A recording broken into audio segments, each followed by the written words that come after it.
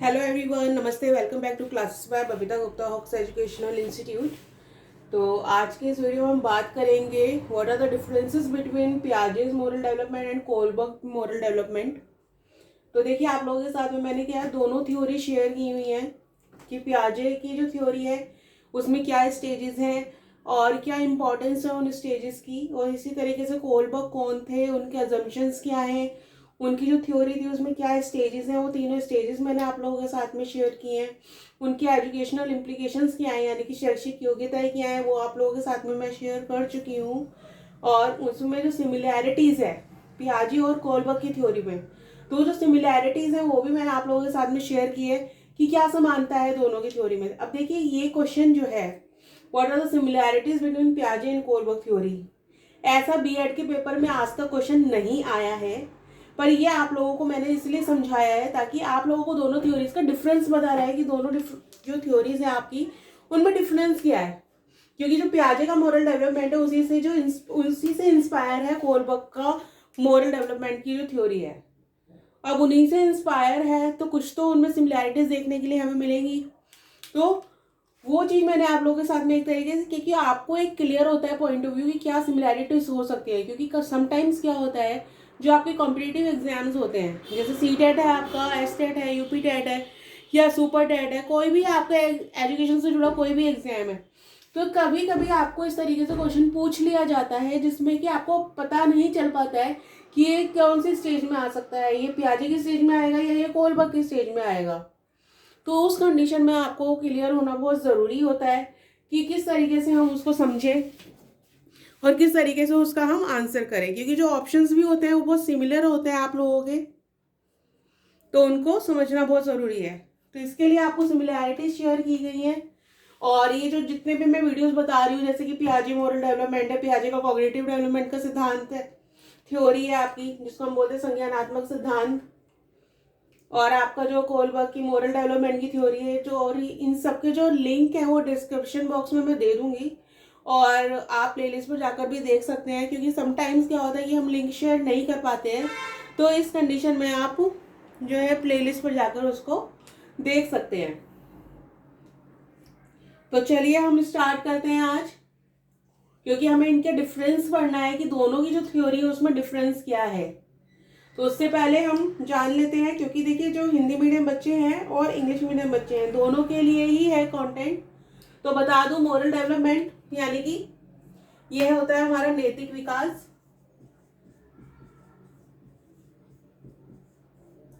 अब देखिए, विकास की मैं बात कर रही हूँ तो विकास से जुड़े हुए जैसे आपका फिजिकल डेवलपमेंट है, इमोशनल डेवलपमेंट है, सोशल डेवलपमेंट है, मोरल डेवलपमेंट है, इन सबके जो वीडियोस हैं डीपली मैं सारा आप लोगों के साथ में शेयर किया हुआ है, तो वो आप ज़रूर देखें, क्योंकि उससे आपका बेस क्लियर होता है, आपको क्वेश्चंस समझ में आते हैं कि एक्चुअल में क्वेश्चन में पूछा क्या गया है। तो देखिए, जो पियाजे की मोरल डेवलपमेंट की थ्योरी है हमारी, ये क्या है, 2 स्टेजेस हैं इसके अंदर, हेट्रोनोमस स्टेज एंड ऑटोनोमस स्टेज। और हेट्रोनोमस स्टेज को हम हिंदी में क्या बोलते हैं, इसको हम बोलते हैं पर केंद्रित उन्मुखता। पर केंद्रित उन्मुखता, हेट्रोनोमस को। और जो हमारा ऑटोनोमस है उसको हम क्या बोलते हैं, स्वायत्ता उन्मुखता। स्वायत्ता उन्मुखता। इन दोनों स्टेजेस के बारे में हमने पढ़ा पियाजे मोरल डेवलपमेंट थ्योरी में। तो इसमें क्या होता है, पर केंद्रित उन्मुखता और स्वायत्ता उन्मुखता, और इसको हम क्या बोलते हैं, इसको हम प्रायत नैतिकता भी बोलते हैं, पर केंद्रित उन्मुखता को, और स्वायत्ता उन्मुखता को हम स्वायत्तम नैतिकता भी बोलते हैं। और अगर आपने कोई और नाम सुना हो तो आप कमेंट बॉक्स में लिख के मुझे जरूर बताना कि वो नया नाम क्या है, ताकि हम उसको भी डिस्कस कर सकें। तो जो पियाजे थे, इन्होंने जो मॉरल डेवलपमेंट था ये क्या बताया था कि 7 साल तक के जो बच्चे होते हैं, यानी 7 साल से ऊपर के जो बच्चे होते हैं, यानी आपके 1 से 6 तक के जो बच्चे हैं, वो क्या है, हेट्रोनोमस के अंदर आते हैं। और जो उसके बाद के 7 ईयर्स के आते हैं वो ऑटोनोमस में आते हैं। तो ये इस तरीके से क्या है, इन्होंने क्या करा, एज में डिवाइड किया। जबकि जो कोलबर्ग है, कोलबर्ग ने क्या है, 3 हमें वो दिए थे, 3 स्टेप्स दिए थे, प्री कन्वेंशनल, कन्वेंशनल और पोस्ट कन्वेंशनल। तो जो इन्होंने हमें देखिए जो फर्स्ट दिया था इसमें प्री कन्वेंशनल, तो प्री कन्वेंशनल को क्या था, इन्होंने 2 पार्ट्स में बांटा था। कौन से थे वो हमारे? पनिशमेंट एंड ओबीडियंस,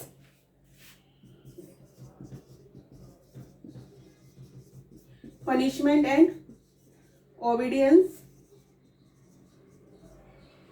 और सेकंड क्या था हमारा? स्टेज ऑफ ईगो या फिर ईगो सेंट्रिक स्टेज। तो ये 2 हमारी स्टेज थी जो इन्होंने फर्स्ट में दी थी प्री कन्वेंशनल में। सेकंड जो थी हमारी कन्वेंशनल, इसमें थी हमारी good girl good boy,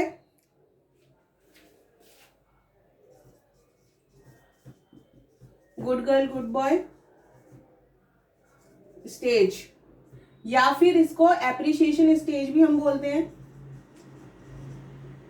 appreciation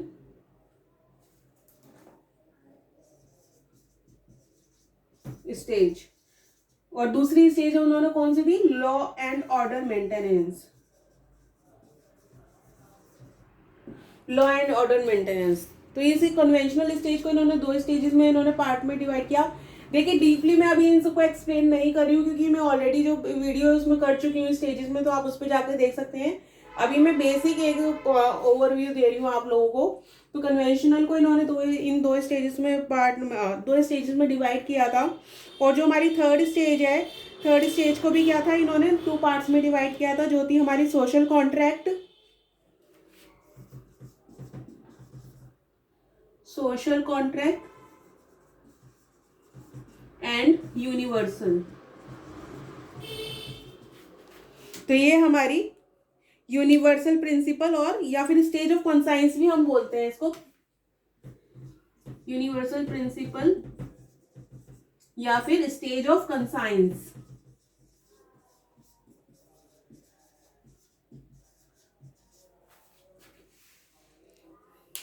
तो देखिए इस तरीके से इन्होंने क्या था, 2 पार्ट्स में इसको डिवाइड किया था।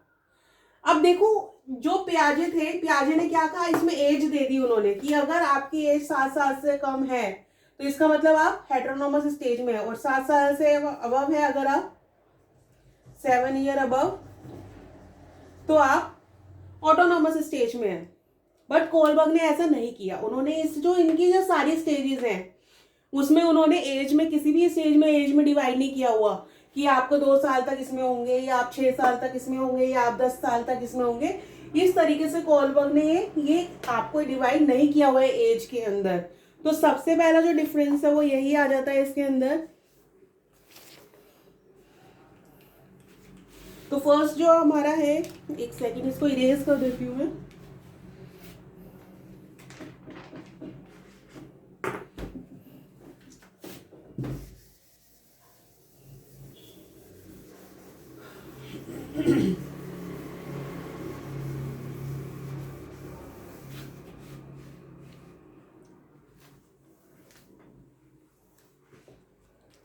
तो देखिए जो फर्स्ट है इसमें आ गया हमारा पॉइंट, वो क्या आ गया, एज। जो पियाजे थे, पियाजे ने क्या किया था, एक स्पेसिफिक एज दी थी, और जो कोलबर्ग थे उनकी जो थ्योरी थी that was not based on specific age, यानी कि वो किसी भी निश्चित एज पर, उम्र पर निर्धारित नहीं थी। अब देखिए सेकंड जो चीज है वो हमारे समझने वाली चीज है, क्योंकि जो पियाजे थे, आपने पियाजे की कॉग्निटिव डेवलपमेंट की थ्योरी पढ़ी होगी और मॉरल डेवलपमेंट की थ्योरी भी, ये दोनों ही शेयर की हुई है आप लोगों के साथ में। तो मॉरल डेवलपमेंट की थ्योरी उनकी इतनी वर्क नहीं करी जितनी की कॉग्निटिव डेवलपमेंट की उनकी वर्क करी। तो इसलिए जो उनका मॉरल डेवलपमेंट की थ्योरी का जो क्वेश्चन है वो भी जो बीएड जैसे एग्जाम्स हैं उनमें बहुत ही कम पूछा गया है। उनका कॉग्निटिव डेवलपमेंट की थ्योरी पूछी जाती है और कोलबर्ग की मॉरल डेवलपमेंट की थ्योरी पूछी जाती है। तो ऐसा क्यों है कि जो पियाजे की मॉरल डेवलपमेंट की थ्योरी उसकी ज़्यादा बात नहीं की जा रही है एग्जाम्स में? इम्पॉर्टेंट है अगर एग्जाम के पॉइंट ऑफ, क्योंकि एग्जाम में कोई भी क्वेश्चन आ सकता है, तो हमारे कॉन्सेप्ट जो है वो क्लियर होने चाहिए।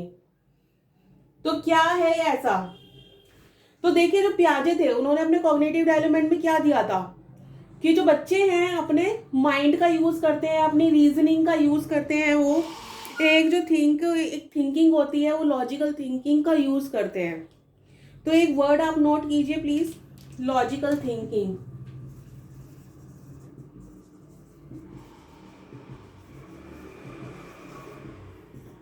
तो जो पियाजे की जो थ्योरी है, चाहे वो कॉग्निटिव डेवलपमेंट की है चाहे वो मोरल डेवलपमेंट की है, तो वो क्या कहती है कि जो बच्चे हैं अपनी लॉजिकल थिंकिंग का यूज कर रहे हैं किसी भी प्रॉब्लम को सॉल्व करने के लिए, जबकि दूसरे हैंड पे कौन है, कोलबर्ग। और कोलबर्ग क्या कहते हैं कि बच्चे अपनी कौन सी रीजनिंग का यूज कर रहे हैं, मोरल रीजनिंग का।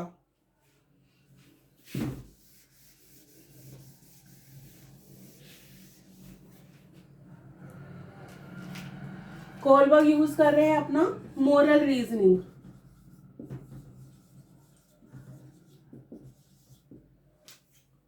तो लॉजिकल थिंकिंग को जो हिंदी मीडियम बच्चे हैं वो लिख लें, तार्किक ढंग से सोचना। इसको बोलते हैं हम तार्किक ढंग से सोचना।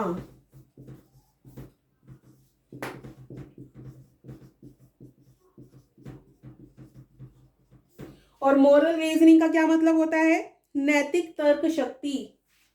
इसका मतलब क्या हो गया, नैतिक तर्क शक्ति। अब देखिए दोनों में डिफरेंस समझिए आप लोग, कि इसमें एक लॉजिकल थिंकिंग चल रही है, इसमें मोरल रीजनिंग चल रही है। यानी कि इसमें कहीं ना कहीं बच्चा अपना माइंड का यूज कर रहा है प्रॉब्लम को सॉल्व करने के लिए, और इसमें क्या है, मोरल रीजनिंग का यूज कर रहे हैं। अब जहाँ पे हम मोरल रीजनिंग का यूज करते हैं, नैतिक तर्क शक्ति का यूज करते हैं, तो वहां पे हम क्या देख रहे हैं, क्या सही है क्या गलत है, कितना सही है कितना गलत है, सिचुएशन के अकॉर्डिंग हमें क्या करना चाहिए। तो वो चीज जो हम यूज कर रहे हैं सही या गलत के बेस पे, अच्छे या बुरे के बेस पे, तो वो क्या होगी, मोरल थिंकिंग होगी। जैसा कि अभी हमने यहाँ पे पढ़ा था, सेकंड स्टेज के अंदर जो आता है आपका good boy and good girl stage, जहाँ पे बच्चे क्या है, अच्छा बनने की कोशिश कर रहे हैं। तो ये क्या है, नैतिक तर्क शक्ति है, कि दूसरों की नजर में अच्छा बनने के लिए वो किसी चीज को कर रहे हैं। एक इसके अंदर और एक पॉइंट और आता है आपका, एथिकल जजमेंट्स। Ethical judgement. तो देखिए जो कोलबर्ग की थ्योरी है, इसके अंदर आपका एथिकल जजमेंट भी आता है, जिसको हम बोलते हैं नैतिक न्याय या नैतिक निर्णय।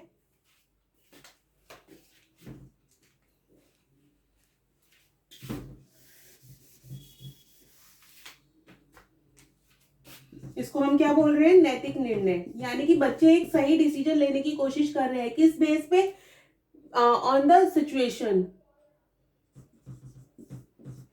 तो जो भी आपके डिसीजन होंगे वो किस पे बेस्ड होंगे, बेस्ड ऑन सिचुएशन, कि उस टाइम पे क्या सिचुएशन है, क्या उनकी उस टाइम पे थिंकिंग चल रही है, क्या उनके लिए सही है क्या उनके लिए गलत है।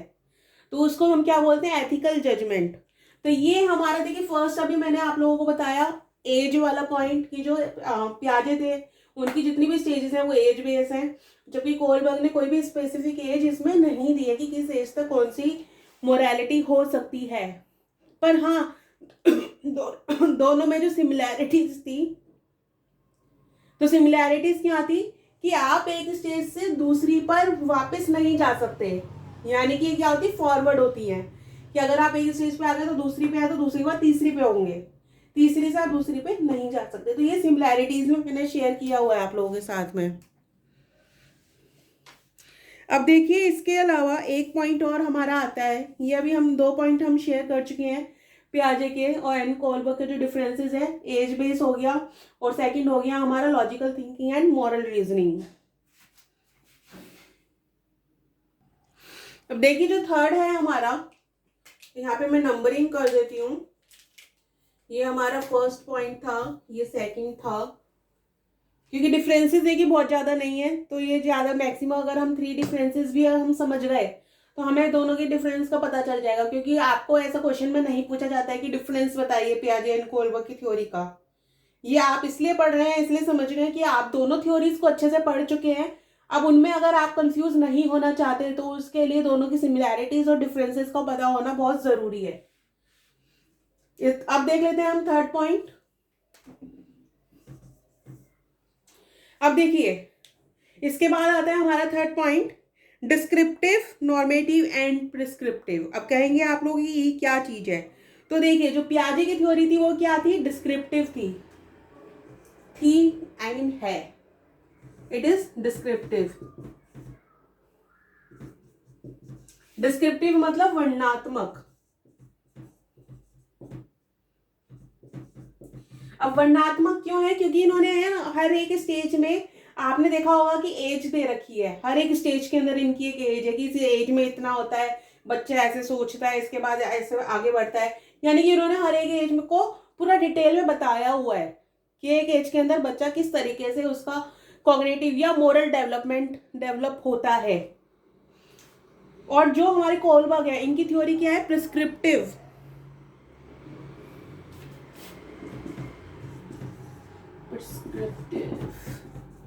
And normative. हिंदी मीडियम बच्चे नोट कर लें, प्रिस्क्रिप्टिव मतलब आपका होता है नियम के अनुसार।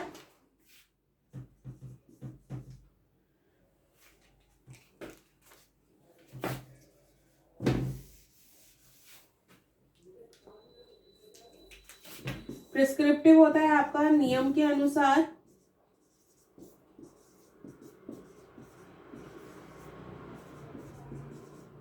और नॉर्मेटिव होता है नियामक।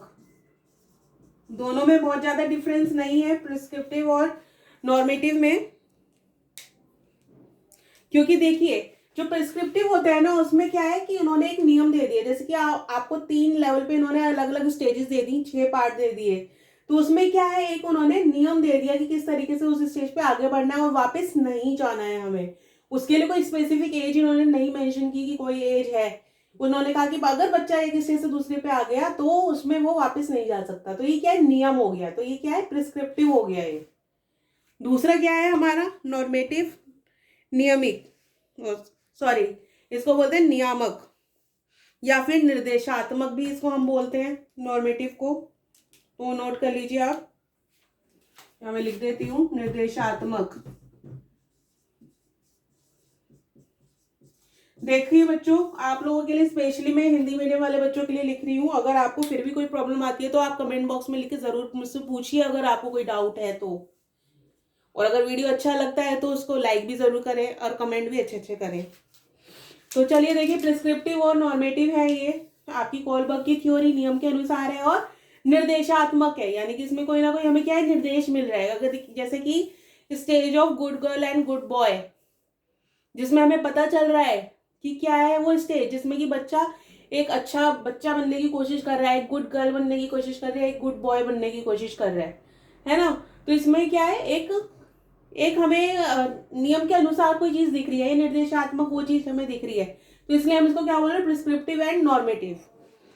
सो Piaget's theory is more descriptive and based on observations of children, while Kohlberg's theory is more normative and prescriptive, proposing a right way to develop morally.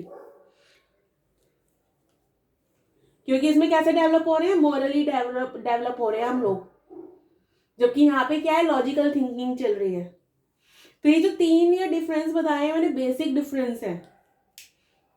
अगर आपको देखिए ये अच्छे से बताया है जैसे मैंने, अगर आपको समझ में आ गया तो आप इसको कभी भी नहीं भूलने वाले हैं, आपको ये हमेशा याद रहने वाला है। तो एक बार रिपीट कर देती हूँ तीनों पॉइंट्स। तो फर्स्ट पॉइंट था, Piaget's theory is age based while Kohlberg's stage of moral development are not tied to specific ages। यानी कि जो पियाजे की थ्योरी थी वो स्पेसिफिक एज पे थी, बट जो कोलबर्ग की थ्योरी है वो किसी भी स्पेसिफिक एज से बंधी हुई नहीं है। सेकंड पॉइंट है हमारा, Piaget's theory emphasizes how children learn to reason and think logically, while Kohlberg's theory emphasizes how children develop moral reasoning and make ethical judgments। तो ये हमारा सेकंड है पॉइंट है, जिससे कि हमें क्या पता चलता है कि जो पियाजे की थ्योरी है वो किस पे जोर डाल रही है, कि जो बच्चे हैं वो किस तरीके से रीजनिंग और लॉजिकल थिंकिंग के थ्रू सीखते हैं चीजों को, है ना, किसी तार्किक तरीके से सोच रहे हैं वो। जबकि कोलबर्ग की थ्योरी में बच्चे कैसे सीख रहे हैं, नैतिक तर्कशक्ति से सीख रहे हैं, नैतिक निर्णय से सीख रहे हैं। नेक्स्ट हमारा third point, Piaget's theory is more descriptive and based on observations of children, while Kohlberg's theory is more normative and prescriptive. यानी कि जो पियाजे हैं उनकी जो थ्योरी वो क्या है, वो वर्णनात्मक है, और जो कोलबर्ग है उनकी थ्योरी क्या है, नियामक और निर्देशात्मक है। तो आशा करती हूँ आप लोगों को ये जो डिफरेंसेस है क्लियर हुए होंगे, और जो इसके सिमिलैरिटीज हैं और इनके एजुकेशनल इम्प्लीकेशंस हैं, कोलबर्ग की थ्योरी के स्टेजेस हैं, कोलबर्ग की अजम्पशंस हैं, ये जितनी भी सारी चीज़ें मैंने शेयर की हैं वो सब प्लेलिस्ट में मैंने अपलोड की हुई हैं, और इसके लिंक कुछ मैं आपको डिस्क्रिप्शन बॉक्स में दे दूंगी। तो आप प्लेलिस्ट पर जाकर या लिंक के थ्रू इनको वीडियोस को ज़रूर देखिए, तभी आपको ये सारे क्लियर हो पाएंगे स्टेजेस। और इसी तरीके से यूजफुल वीडियोस मैं आप लोगों के लिए लाती रहूँगी। देखिए, जो मेरा चैनल है एक एजुकेशनल चैनल है और सभी बच्चों के लिए जो कि एजुकेशन से जुड़े हुए हैं, चाहे वो डीएड है, बीएड है, एमएड है, बीए बीएड बीएलएड है, सीटेट की जो तैयारी कर रहे हैं, यूपी टेट, एचटेट है, तो सबके लिए मैं वीडियोस लाती हूँ। जैसे एमएड के एग्जाम चले थे तो उनके लिए क्वेश्चन पेपर्स में लेकर आई थी, इंपॉर्टेंट क्वेश्चंस में लेकर आई थी, और बीएड के भी जब पे एग्जाम हुए थे तो बीएड के क्वेश्चन पेपर आप लोगों के साथ में शेयर किए थे, इंपॉर्टेंट क्वेश्चंस आप लोगों के साथ में शेयर किए थे। तो देखिए बच्चों, मैं सबके लिए वीडियोस लाती हूँ, तो हो सकता है एक कोर्स का वीडियो लाने में कुछ टाइम लग जाए, तो आप लोग चैनल के साथ बने रहिएगा, क्योंकि न्यू वीडियोस मैं हमेशा अपलोड करती रहती हूँ। अब देखिए, जैसे कि अब एमएड के एग्जाम्स हुए हैं, एमएड थर्ड सेमेस्टर के, तो जल्दी मैं उनकी क्वेश्चन पेपर्स भी आप लोगों के साथ में अपलोड करूँगी। बीए बीएड के पेपर हुए हैं वो भी मैं आप लोगों के साथ में शेयर करूँगी। इसके अलावा जो बीएड के बच्चे हैं उनका फर्स्ट जो ईयर है उसमें पेपर 3 लर्निंग एंड टीचिंग है, उसके भी इंपॉर्टेंट क्वेश्चंस मैं आप लोगों के साथ में शेयर करने वाली हूँ आने वाले वीडियोज़ में।